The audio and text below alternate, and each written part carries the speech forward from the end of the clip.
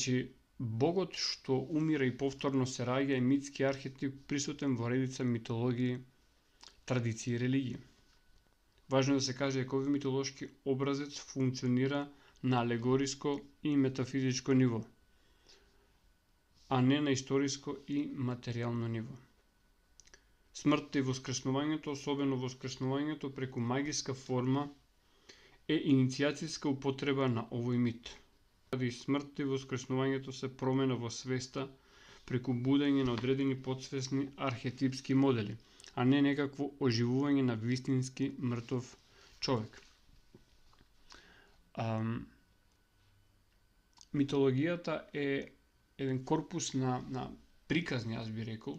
Можеби митот е најстарата форма на книжевно изразување и е специфичен затоа што она што ни го пренесува митот не е